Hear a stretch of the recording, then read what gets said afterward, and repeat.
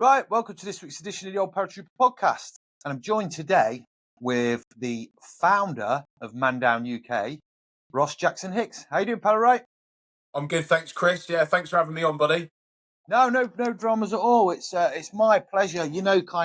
Obviously I've talked before about one of the massive goals and aims of the podcast is kind of raise sort of awareness about mental health across the board, whether that be military veterans, emergency services, or just anyone in general. I'm trying to get the kind of word out there and the messages out there that get rid of the stigma about talking about it. I don't want to push it down, ram it down people's throats every 5 minutes, but I'm not going to be kind of apologetic for kind of push it. Something that's very, very close to my heart and stuff like that. So I just kind of want to help do my bit, raising awareness.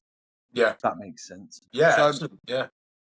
No, so kind of what I like to do with all the kind of podcast, pal, is just get a bit of a background about yourself, where you grew up, what you were like at school, and then sort of what led you down the route, and obviously kind of, coming up with the idea of Mandown UK. So, yeah, over to you, pal. Okay, yeah. So I grew up in Plymouth. We moved to Plymouth when I was probably around about 2 years old. My dad was in the Royal Marines. Don't spit your coffee out. Yeah. So he was based in Exmouth, and then we moved down to Plymouth. I think he joined 4-2 Commando in Plymouth. So we moved to Plymouth. So I grew up in Plymouth. Plymouth's a big garrison town. I think it's sort of quite similar to like Portsmouth and Southampton. It's a big working man's city. A lot of violence, a lot of drugs, a lot of poverty and depravity. It was obviously bombed during the World War II, and it never really sort of got rebuilt from that. It's a big sort of concrete jungle, and the surrounding areas around Plymouth are sort of much the same. But obviously, I went to school in Plymouth. Early school years were okay. I sort of found it not too bad to sort of navigate through. It wasn't until I got to sort of secondary school, sort of problems sort of started, arising, and I became very disruptive and just a naughty kid, really. Just couldn't keep still, couldn't conform. School was obviously, not for me. I got diagnosed with ADHD when I was 13. I was pumped full of Ritalin for about 3 months, which didn't really go down well. And yeah, just found school really, really difficult from probably the age of 13 onwards. As obviously sort of, hit puberty and all the sort of, the chemicals are buzzing around my brain. Didn't really have I never really had sort of much trauma in my childhood. So there wasn't really anything specific that made me feel a certain way. I think it was just my brain was just sort of wired up differently. And yeah, I turned to drugs when I was around about sort of 15. Started smoking a lot of cannabis. Then I started drinking, and I found that drugs helped me just suppress everything and just sort of calm my mind, because my mind was just really bit. It still is today, but obviously I've got other positive coping mechanisms that I use now. But unfortunately, back then I didn't really know what to do and how to do it. There wasn't really any awareness around mental health or ADHD or wellness or well-being. It was sort of in the 90s, so it was still pretty much just fucking get on with it. Do you know what I mean? Yeah. So I was expelled from a couple of schools. I was constantly told that I was going to, end up in prison. I was going to do nothing with my life. Those reinforcing messages from teachers every day just sent me into a world, a spiral world of like self-loathing and self-hatred and, low self-esteem. So I just ended up becoming the person that they thought I was going to be. Ended up in a behavioural school when I was 15, started knocking around with the wrong crowd. And then things just sort of spiraled from there, really. Bad decisions, being around bad people, not really having, sort of a positive male role model in my life. I mean, my mum and dad separated when I was about 4, and I still kept in contact with my dad, but he wasn't at a home where, I sort of needed that male role model, really, to sort of, reinforce boundaries and positive coping mechanisms and, all the rest of it. So, yeah, so that was sort of my childhood. And the drugs and stuff sort of continued. and the alcohol continued. Harder drugs were then sort of introduced into my life, and yeah, I just found life really, really difficult to navigate through. I found it very difficult to sort of find my tribe. You'll know what I mean when I say that. And I was doing various jobs. I actually started training to be a hairdresser. Then I was training to be a bricklayer. That's the ADHD kicking in then. So it was just a bit of everything. And then we obviously had a little chat on Instagram the other day when we were preparing for this podcast. I then decided to go away and join the parachute regiment. So that was in December 2001, and I was really running away from Plymouth. I was running away from myself and my family and the crowd that I'd sort of surrounded myself with, drugs and all the rest of it. Because I had no qualifications and I left school with nothing, I didn't really have a lot of options, and there wasn't. I mean, there was no social media back then. There was no real opportunities for me in Plymouth as a young lad that was struggling and had no qualifications, no real experience doing anything in particular other than being a fucking lunatic. So one of my friends had joined the parachute regiment from school from a young age, and he was loving it. He was really, really enjoying the army life. And he came home from leave, and I sort of got talking to him, and I was like, right, I'm going to do that, and that was it. And plus, it was going to annoy my dad because obviously he was ex-Royal Marine. So that's what I did. I went away and joined up, went up to Lichfield, and I lasted about 5 weeks. I think the discipline side of things were difficult for me to take on. The physical side, I really, really enjoyed, getting in the gym with the lads, going out on the tabs, doing, learning all the rifle drills and stuff like that. It was really exciting. And we went obviously on our first exercise up to like Sherwood Forest, and I fucking loved it. It was brilliant. But I just couldn't take the discipline side of things, and that was because I was still a boy, really. Still at 18, I hadn't really sort of taken responsibility for my life. I wasn't holding myself accountable. I was still playing the victim, and I gave up very easily. I didn't really have a lot of resilience and a lot of mental strength. I would give in on things quite easily, which, looking back now, I didn't really have the tools to do otherwise. But yeah, so obviously I left there, and then I was like, right, I've got nothing else to do now. I keep quitting at stuff. I'm not seeing things through. The teachers are right. I'm going to end up in prison, or I'm going to end up with nothing. And I decided to move to Cornwall. A friend of mine opened up a hair salon, and I started back in hairdressing, and that's where my life's been ever since. I've been in Cornwall for 22 years. I've opened up a salon with my wife. Sort of life was looking like it was going to sort of turn out okay, but this had other had other ideas. Yeah. Firstly, how the hell did you go from hairdressing to the parachute regiment to hairdressing? That's what I want to know. No, I'm joking. No, I got absolutely drilled for that. Trust me. Yeah, I can imagine. Yeah, but no, it's interesting what you say there with the ADHD, and I want to touch on that because I have that as well, and yeah, it's about understanding it. And I had it all the way through as being a kid, but I never understood it. I was going to ask you about whether you think medication for things like that, because again, it may help some people. Personally, for me, having been on the receiving end of got a doctor's appointment and being told I had depression and was given antidepressants, which I refused because I didn't think it was that. yeah. I'm not.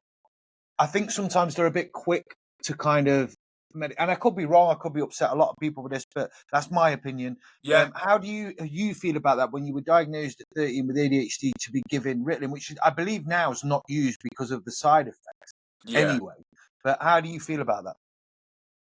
I'm pretty much in the same mindset as you, Chris. And these are my opinions as well, and I think medication for me, the Ritalin was just fucking awful. It was, because we lack dopamine, which is obviously a chemical in our brain used for sort of concentration and impulsivity and all the other wonderful and weird things that that happened to us. I'm constantly attaching myself to things that make me feel good, that give me that buzz, exercise, drugs, alcohol, whatever it may be. And the Ritalin, which is, I think, about 73% amphetamine, which is basically speed, was trying to sort of level that chemical unbalance in my mind. So everyone's different. Everyone's got slightly less chemical imbalance or slightly higher, and they're just basically fucking testing you, Yeah. and seeing where your levels are at.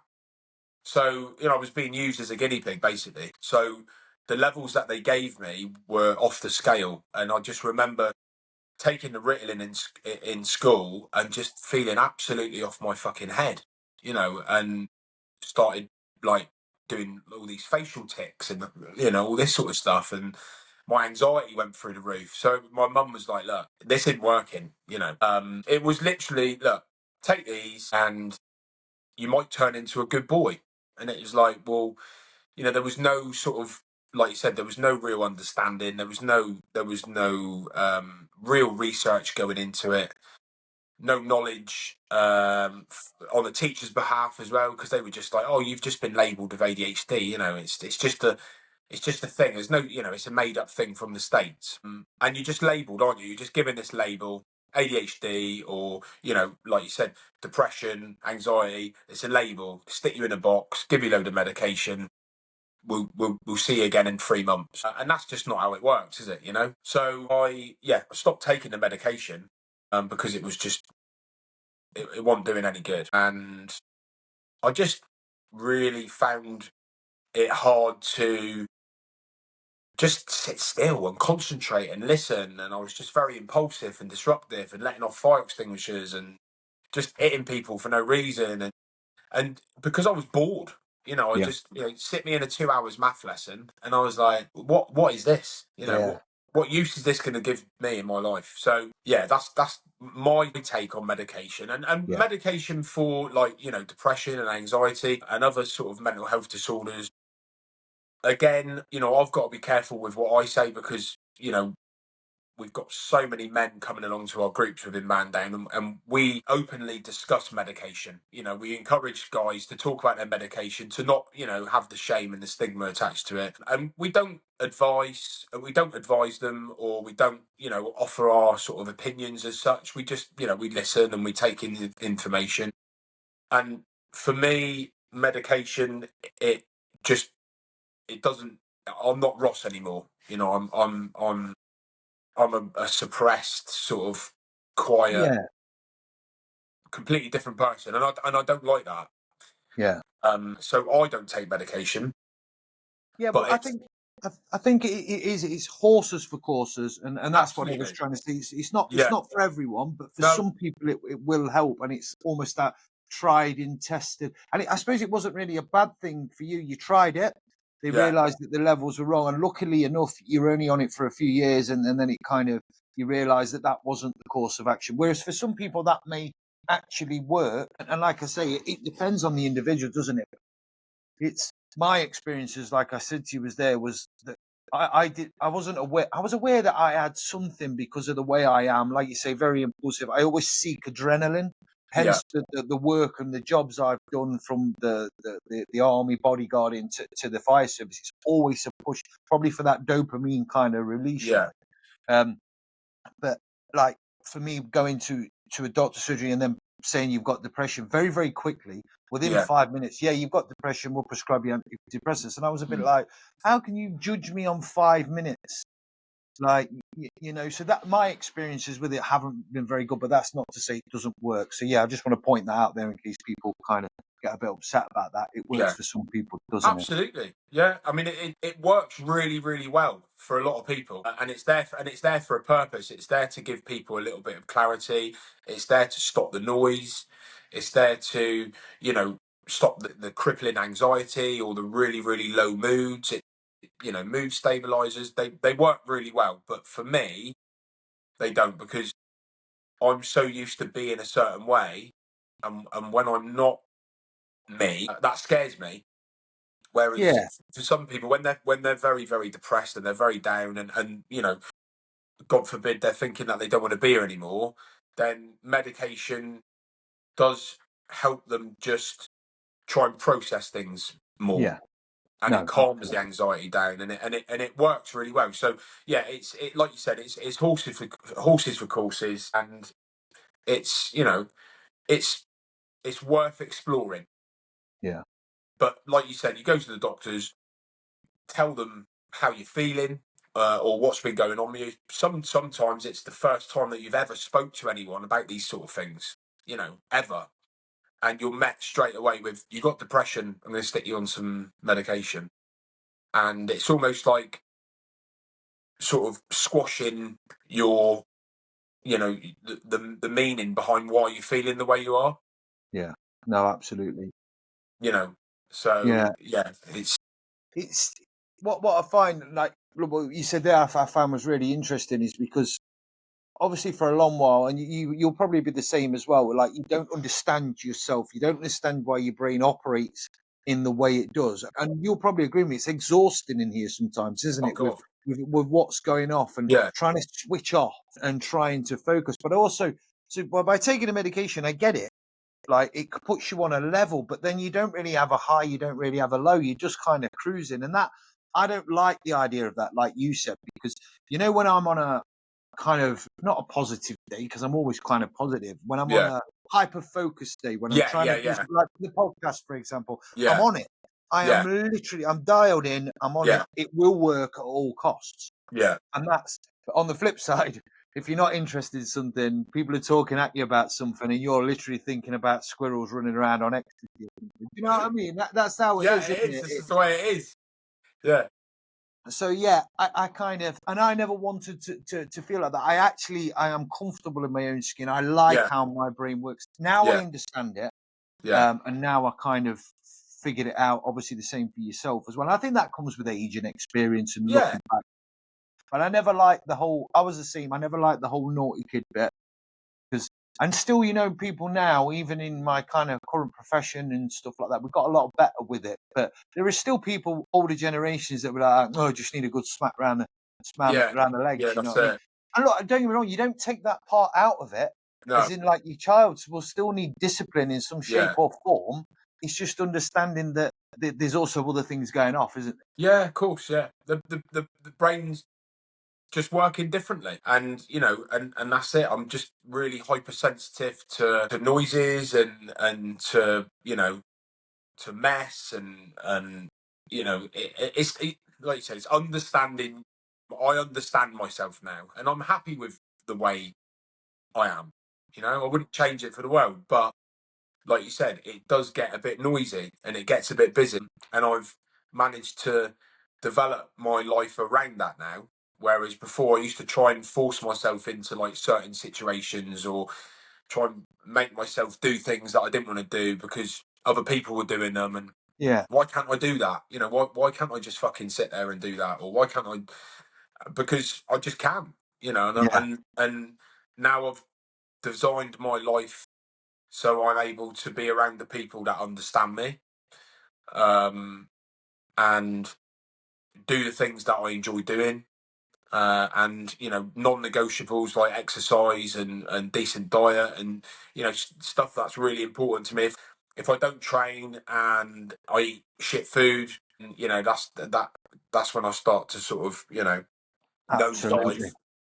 Yeah, And it's a simple thing, isn't it? And like you said, when I was younger, I didn't know that. I just wanted to get high all the time, and get off my head, so I wasn't in my head, so I was yeah. elsewhere. And that's when all the trouble started, later on in my life, really. When you have a high, you have to have a come down, don't you? So Exactly. unless you Yeah. stay high or on that high, you're always going to have to come off that, and then that's where the kind of shit hits the fan, so to Yeah. speak, isn't it? But yeah, it's kind of interesting what you were saying there about, like, understand your own brain and everything else. I think that is the key to it.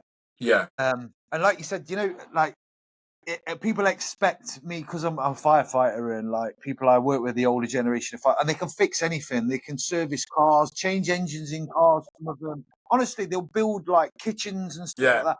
I am fucking useless, and because I just don't have an interest in it. It's No. like you know, it's someone will say, well, yeah, all you have to do. It's dead simple. When you, and I'm like, I think if I could like channel my energy into it, I'd be Yeah. able to do it. But it's about having that interest, isn't it? And Yeah. it's And, just and so I'm you put exactly the same, Chris. Exactly the same. horrible. And Yeah. people expect you to do it. They're like, well, why can't? It's not a case of I can't do it. I just don't No. want to. And if it doesn't matter how much you tell me to do it, or if I'm not interested, it won't happen. It's just the No. way it is, isn't it? You know what I mean? I feel like it's a cop out for my missus when she's telling me to do DIY, but I'm like, look, I can't get into it. I No. have it all on hanging pictures or doing a bit of decorating. I'm just not.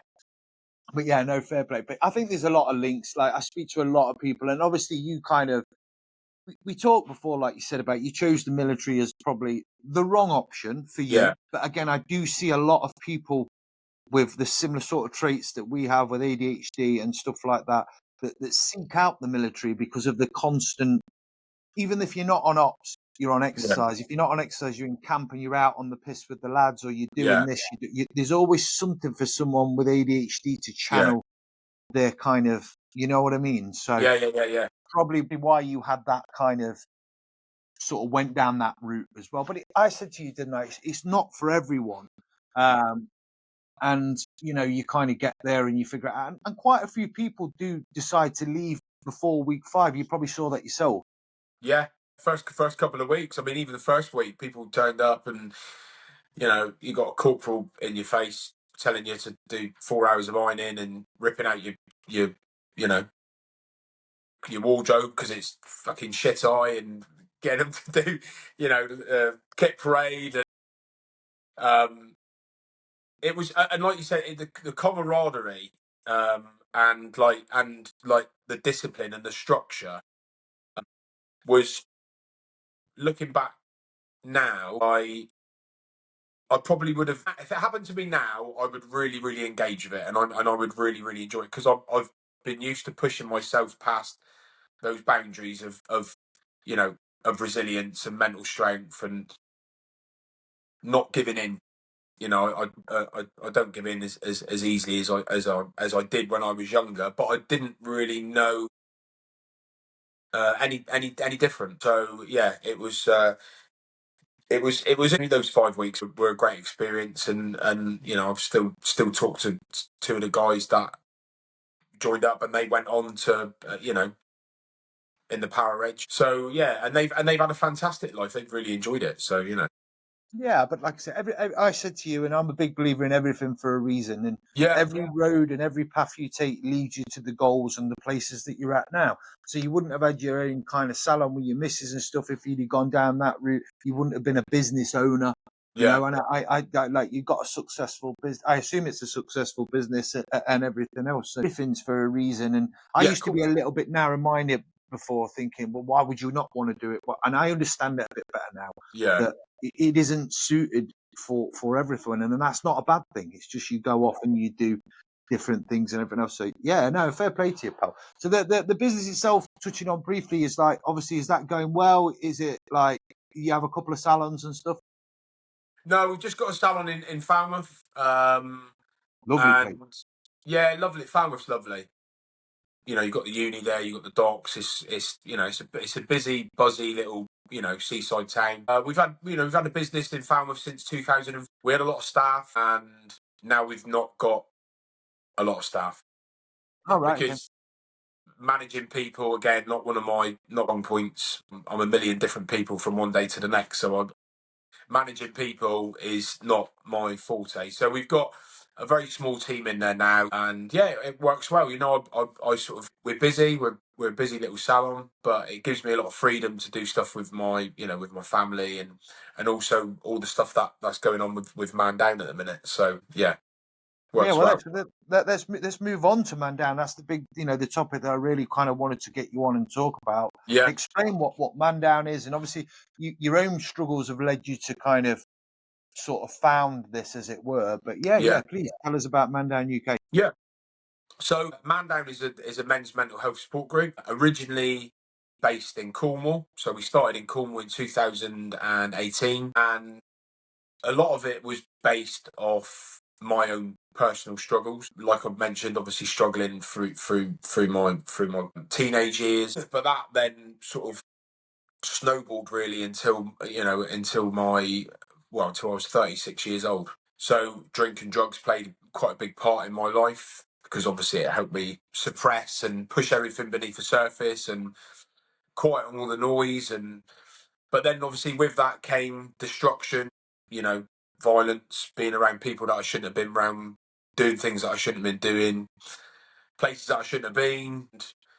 That all sort of spiraled out of control in, I think it was 2010. Drinking was at a really, really high point. I wasn't an alcoholic, but I was definitely had created like a dysfunctional relationship with alcohol. So it was very destructive.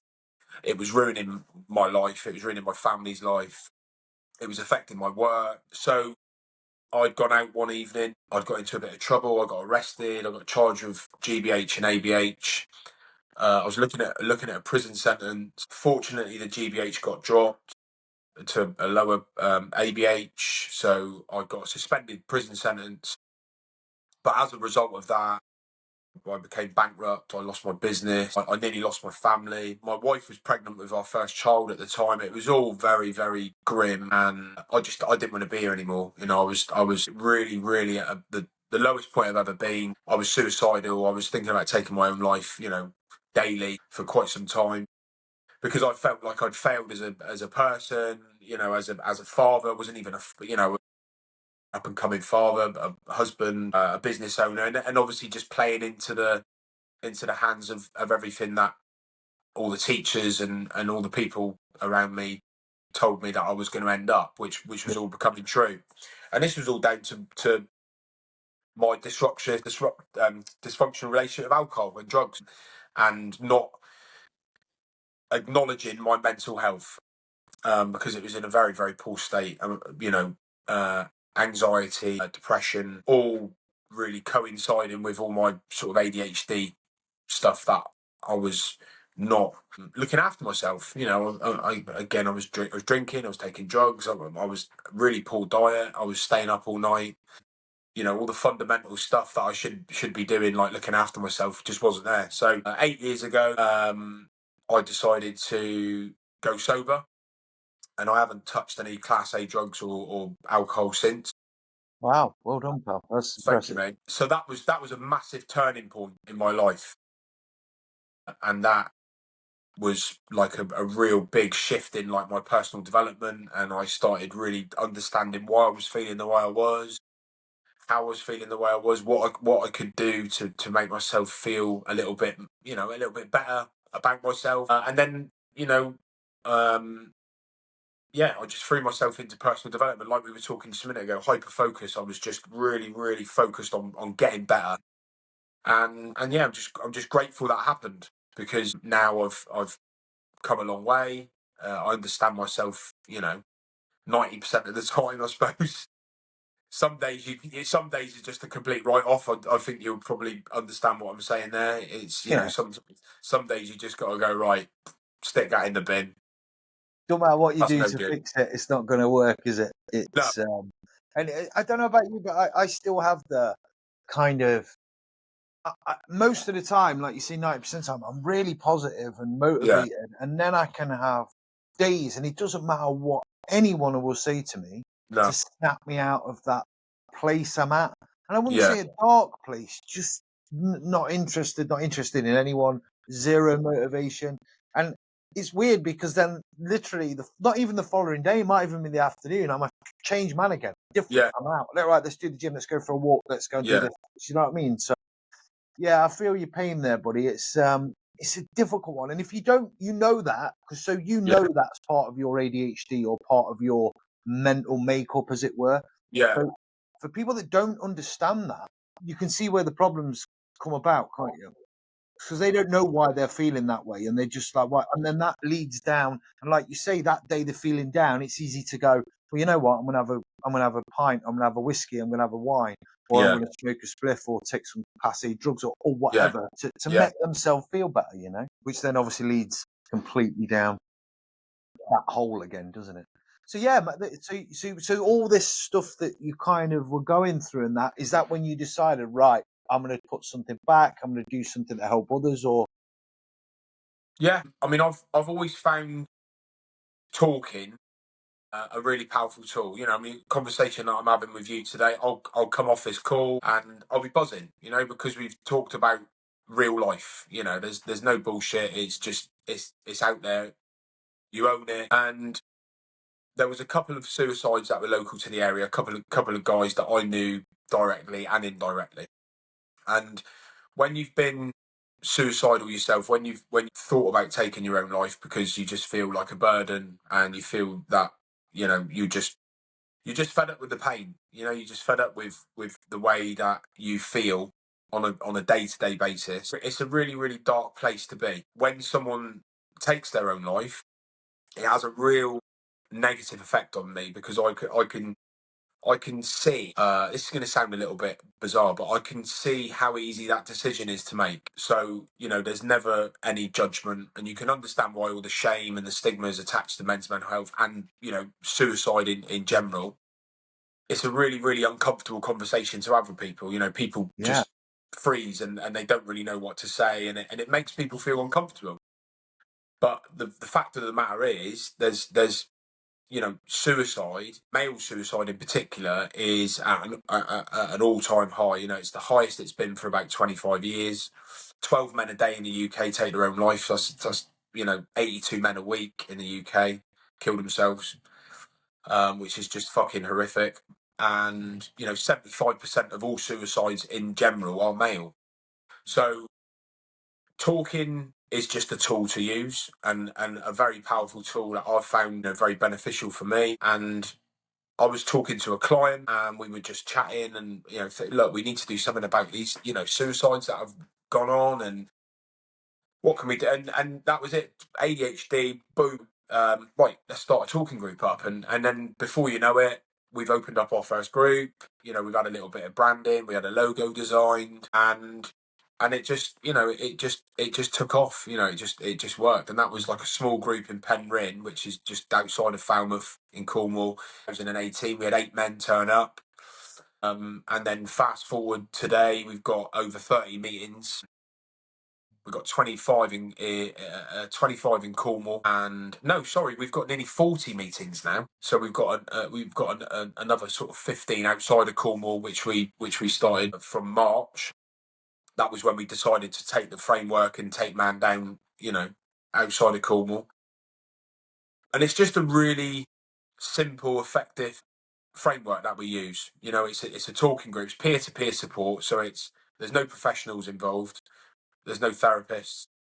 It's men that have experienced, like yourself and like me, that have experienced poor mental health in the past, that are in, you know, quite a good place at the minute. They understand themselves more.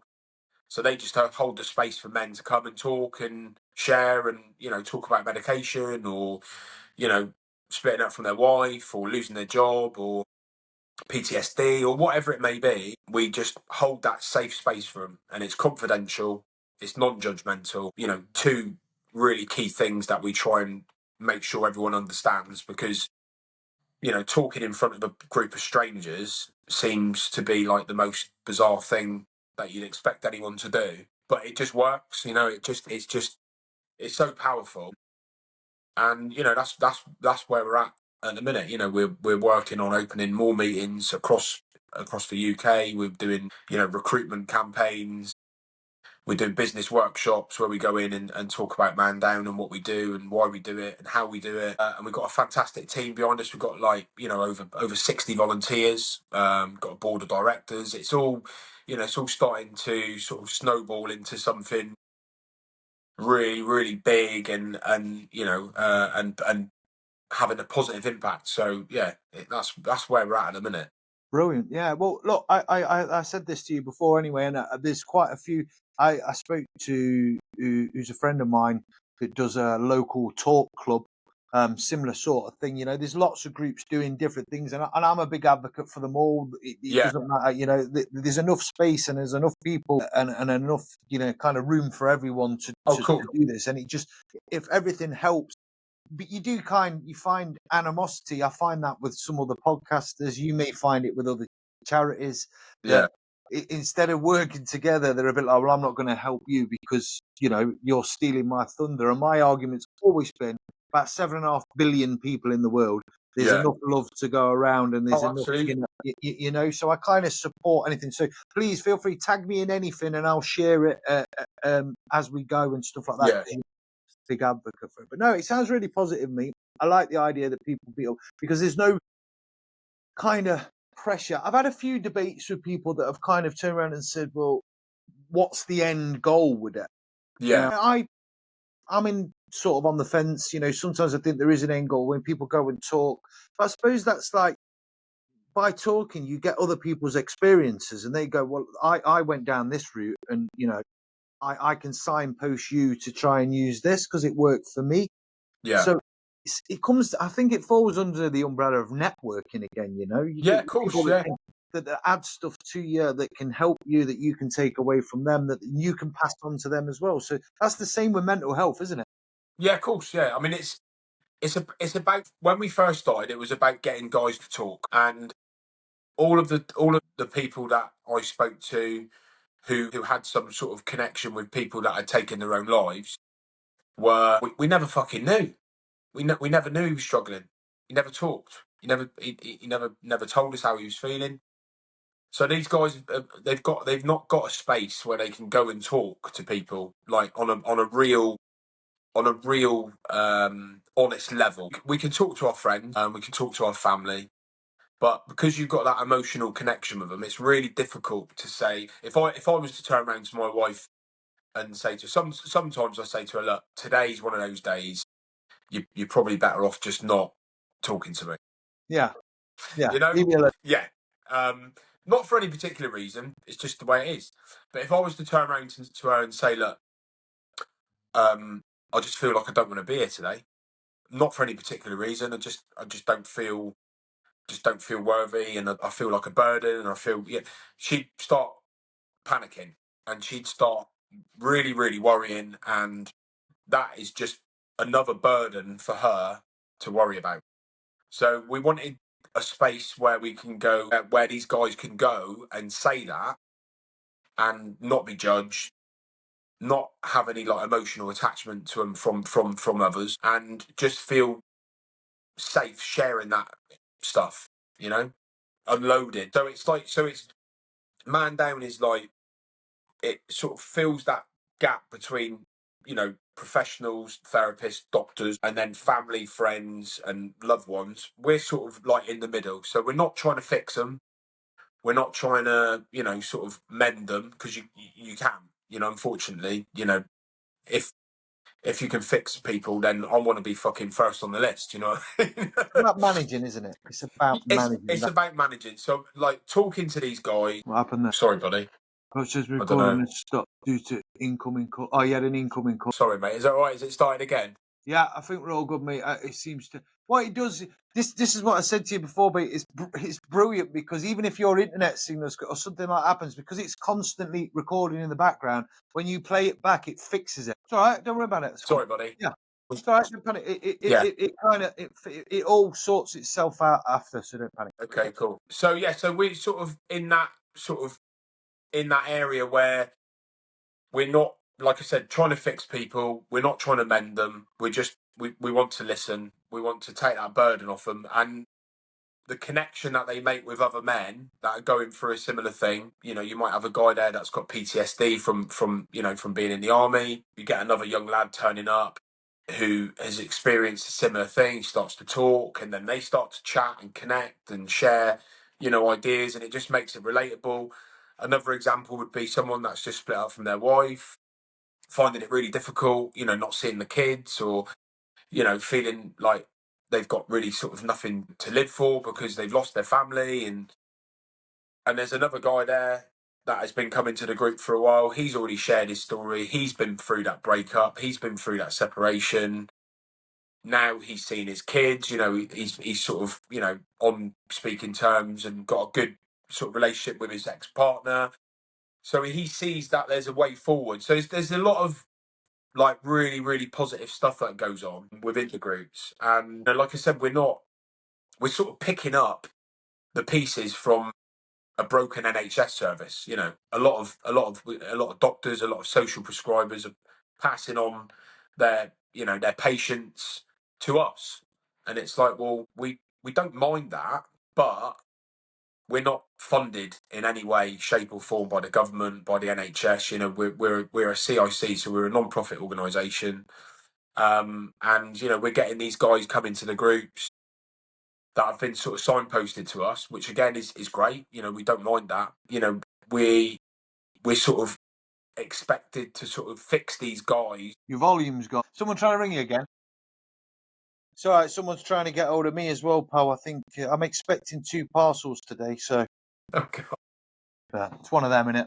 Look, technology. Don't worry, do you know what, mate?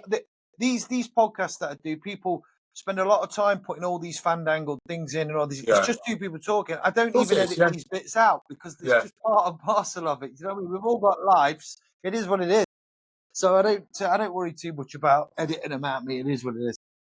So no, mate. I like I said to you before, I really like what you're doing. I like all these organisations and stuff like that where people come together and they talk because it just helps people. And like you say, sometimes people don't have like large circles of friends, or they don't No. have people. They've got associates, but they don't have people that they can necessarily kind of share with. And even if they did have them people, like you say, you don't want to put that burden or that kind of just sometimes a bit uncomfortable to talk to someone that you know. Whereas there's a group of people that you don't know that are all kind of in the same boat. It makes it easy just to talk about it, doesn't it? It's just Yeah, it does. Yeah, it's trying to get people to understand you is hard, and if they've never experienced it before, then it's even harder because you're sort of met with sort of judgment.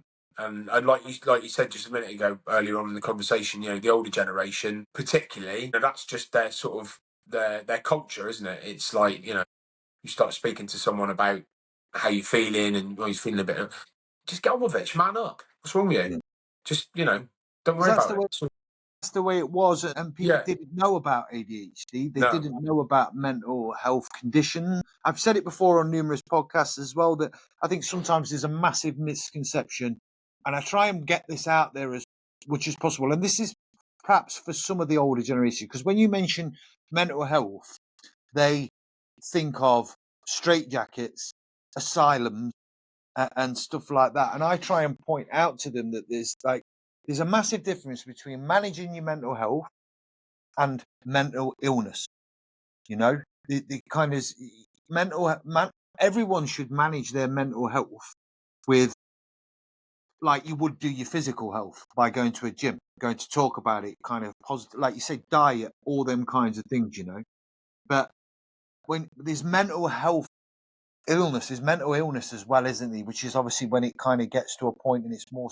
I'm no expert on this Yeah. topic. I don't claim to be. I'm learning about it as I go. But that's how I understand it. There's kind of a difference between the two. And managing your mental health and positive mental health and stuff is something you can do on a day-to-day basis to stop you almost kind of ending up with a mental illness. But Yeah. also you've got the kind of avenues as well where sometimes mental illness is unavoidable. It might be genetic. It could be. Does that make sense? Absolutely. Yeah, there's levels to it, and it's early intervention and prevention and self-care. They're all real key parts of preventing you from getting into crisis, because 9 times out of 10 when men in particular, because we're talking about men's mental health, when they get to crisis, most of the time it's too late. So it's preventing that from ever getting there. And just men are just not very good at taking care of themselves. They're not very good at looking after themselves in general, because of the whole sort of drinking culture and drug culture, and sort of, I'll just, it's all right, just brush it off, it's fine, I'm a tough strong man, nothing will break me. And it's like, it doesn't matter how tough you are, it doesn't matter how strong you are, it doesn't discriminate. It's, I mean, you look at Tyson Fury, for example, heavyweight boxing champion of the world. nearly 7 foot, huge fella. You know, he found life very, very difficult to navigate through. So it doesn't care who you are. And like you said, some of it's genetic, some of it's hereditary. It's just that environment, isn't it? It's more of the environment that you've grown up in and around. Yeah. It's a very complex thing. I'm not a professional, and I don't claim to be. I just claim to be someone that's experienced a real poor mental health episode or episodes. I felt like I don't want to be here any longer, and I just know that looking after myself more, doing things that make me feel fulfilled and have purpose and meaning, and not drinking alcohol, not taking drugs, spending time with people that I want to be around, doing things that I want to do, they all help me feel normal. Do you know what I mean? Yeah. Whatever And I feel normal like is. they're fairly obvious statements as well, aren't they? But people still don't understand that. I try and sort of talk like exactly like what you've just said there, to try and say that there's massive links between diet and nutrition and fitness, and getting out there and doing that kind of stuff, and Yeah, looking after yourself. Them two things alone. If you got out there and hit a gym or went for a walk, or you kind of cut out some of your crap food and didn't have a takeaway every night, you'd feel so much better. But trying to get people to understand that's a difficult one, because it seems like a small sort of tweak yeah. to make such a big difference that people don't understand it, do they? They think that's not going to work, but it does, doesn't it? It does, yeah, and it's all to do with mindset. It's all to do with accepting sometimes that you're wrong, and sometimes that you need a bit of support, and you need a bit of help, and you need a bit of guidance. And again, as a man, you'd be like, "Oh, I'm all right, fine, do it myself. I don't need any help." And that's that sort of whole egotistic sort of way of thinking that prevents people from getting. Yeah. No, 100%, mate. Well, look, it's been an absolute pleasure chatting to you. Thank you very much. I thought it'd be quite fitting actually to do it today, because straight after this podcast, I'm going to a funeral of one of my school friends that sadly took his own life a Oh, sorry couple, to hear that, mate. 2 or 3 weeks ago. Yeah, it's and I thought it was quite fitting to talk to you today, because again, obviously that resonates with me. He struggled for numerous sort of years with Yeah, I believe drink and stuff like that, and negative mental health, as it were, to the point obviously where he took his own life. So that's today. So I thought it'd be quite fitting to kind of have you on to talk about it. And again, if we can push them messages out there together and as a collective and everything else, I only see it as a positive thing. yeah, of course, yeah. I mean, there's nothing sort of in my eyes. There's nothing negative that comes from talking and sharing and connecting with others that are going through a similar thing to you. So yeah, it's great what you're doing as well. These podcasts. Social media can be a bit of a dark and gloomy place. So I think Yeah. more accounts like yours, like ours. It can only add more of a sort of positive theme on it. Yeah, well, like I said to you, a bit of, and it's not the whole goal. I've got also, I want to kind of get people more aware of ADHD, so they don't use that stigma, or it's just naughty, or it's a Yeah. label. I want people to understand the neuro kind of conditions and stuff like that. I want to, if I could do just a little bit to get people talking, and by that, I mean, so my sort of idea behind it, if I can have big tough SES guys on, which I've had quite a few on, or Falklands veterans, or I've got Wolf from the Gladiators on. Fantastic. Yeah, I know. Do you know what? I'm really, really looking forward to I speaking remember to him. him. Yeah, yeah, yeah. And actors, Gary Stretch from Dead Man's Shoes, who was a boxer. I've had the former heavyweight champion of the world, Lucas Pratt. All these guys, and if I can get them, just not all have had mental health No. issues, but you'd be surprised how many people, well, you probably won't be surprised, but a lot of people have. So if they can open up and talk about it, some of these tough people, SES, all these Yeah. different people, or big public figures, then surely it will encourage everyone else, or people that are struggling, to go, well, if they can do it, I can as well. And that's sort of, for me, part of it. Where'd you go then? Was I boring you with that? Was it? I saw you. I saw you nodding. Someone's trying to call. It's all right. Someone's trying to call me.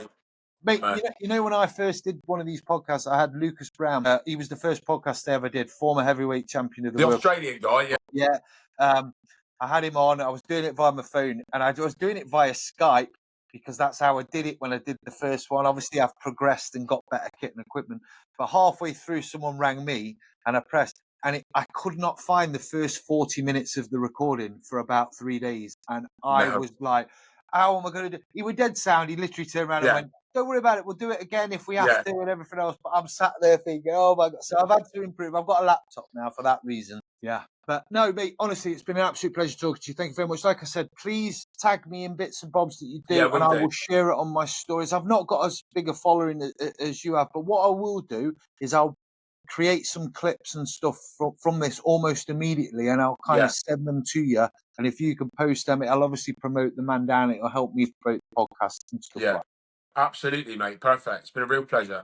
Awesome, mate. I'll have a quick chat with you in a minute, mate, when I stop the recording. But again, thank you very much for taking the time to come on. I'm glad you're on the up. I'm glad you've found a really, really kind of good purpose. And I'm really glad that you're kind of helping others and putting something back. So thank you very much. Thanks, Chris. Nice one, buddy. Cheers, pal. Cheers, mate.